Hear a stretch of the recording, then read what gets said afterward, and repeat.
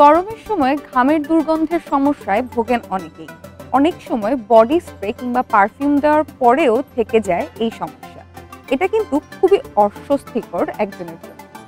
যাদের এই সমস্যা রয়েছে, আজকের টিপস থাকবে তাদের জন্য।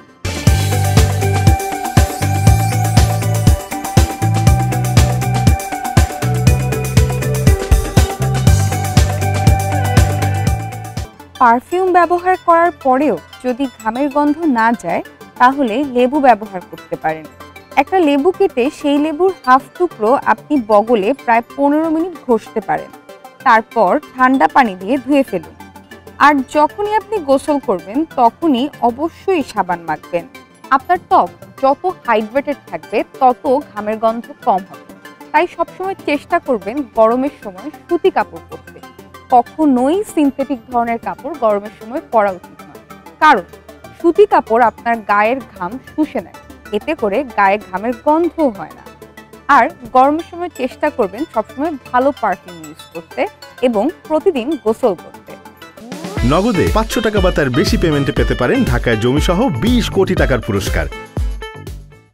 গরমে ঘামের দুর্গন্ধ এড়াতে চাইলে নিম পাতা ব্যবহার করতে পারেন। অল্প পরিমাণে নিম পাতা পানিতে ফুটিয়ে সেই পানি ফেলে দিন। তারপর নিম পাতা ভালোভাবে পেস্ট করে নিন। সেই সঙ্গে কিছুটা হলুদ দিতে পারেন। তারপর শরীরের সব জায়গায় যেখানে ঘাম হয়, সেই সব জায়গায় হলুদ ও নিমের এই পেস্টটি লাগিয়ে দিন। তারপর শুকিয়ে গেলে ভালোভাবে গোসল করে নিন।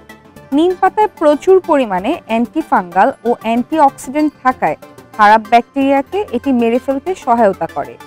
এতে আপনি ঘামের দুর্গন্ধ থেকেও মুক্তি পাবেন। হলুদে থাকে কারকিউমিন, যা ত্বকের জন্য খুবই ভালো। গরমের সময় সবসময় চেষ্টা করবেন পরিষ্কার পরিচ্ছন্ন থাকতে। দিনে অন্তত 2 থেকে 3 বার গোসল করতে এবং চেষ্টা করবেন যত কম সম্ভব বাইরে বের হওয়া যায়। এবং সেই সাথে সকল ধরনের মশলাদার খাবার এড়িয়ে চলবেন এবং কোনো প্রকার প্রক্রিয়াজাত খাবার খাবেন না।